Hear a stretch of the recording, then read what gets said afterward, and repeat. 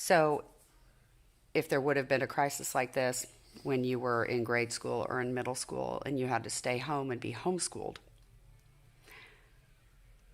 what do you think would have been the most effective way to homeschool you?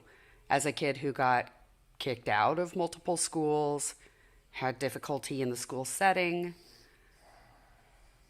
what advice would you have for families now who are in the position unexpectedly of having prolonged homeschooling who weren't counting on it? I think if I were homeschooled, I would have actually done really well in school. Because also, I have ADD, and so sitting still and focusing was really, really hard. But I always did really well when somebody was able to spend a lot of time with me. Right. And my comprehension was more than high enough to actually understand different stuff. I just really, I feel like for a lot of my youth, it's like I was smart, but not really able to access it. And I didn't have a lot of self-confidence either. Right. I could figure stuff out on my own, and I usually came up with different ways of solving problems. I don't know. Like, I remember, like in my 8th grade math class, I got in trouble because they would, the teacher, I had straight Fs. Right. Like in my 8th grade year. Yeah. And I remember, like, the teacher started calling out questions, and I had the answer, like, immediately on everything.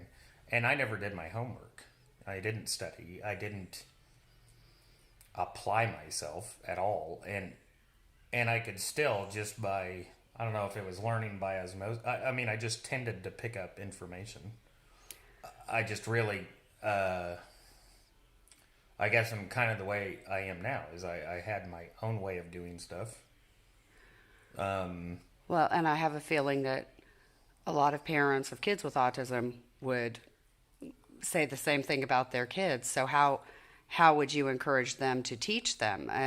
We have all levels. We have kids that can talk. We have kids that can't talk. We have kids that have, trouble with sensory issues, kids that have less trouble with that. How would you recommend teaching them at home?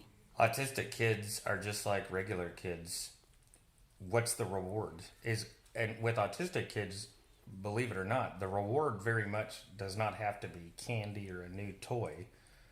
The reward may be working on what they're interested in working on, and you build on that. Because all the autistic people I've ever known, including myself, will move mountains if it's something that they're interested in. And that you can build off that. I mean, they're never going to be normal kids that fit in an everyday classroom. They're just not. You may be able to get some socialization shit that kind of helps, but the reality is, it doesn't matter how much, like, you socialize me or whatever, or any of these other, what I think are silly autistic treatments are, being around people stresses me out. That is never going to go away. Even with medication, it's not going to go away. It causes anxiety. Interacting with others causes anxiety. You could put me in a room that is filled with nothing but my best friends in all the known universe, and it gets more than 2 people or 3 people or 4 people, definitely more than 4 for sure, and I'm just going to be stressed out and want to sit by myself, even though they're my best friends in the universe. I mean, it doesn't, the fact is, we're just not as social, and we struggle to communicate, but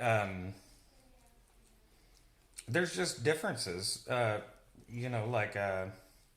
remember, and this is what understanding how intense our obsessions or our focuses are, and they're very emotional to us. So, like, when I talk about physics or something like that, or science in general, um, it would probably be reminiscent to when you listen to how other people talk about their dog or talk about their children or a spouse.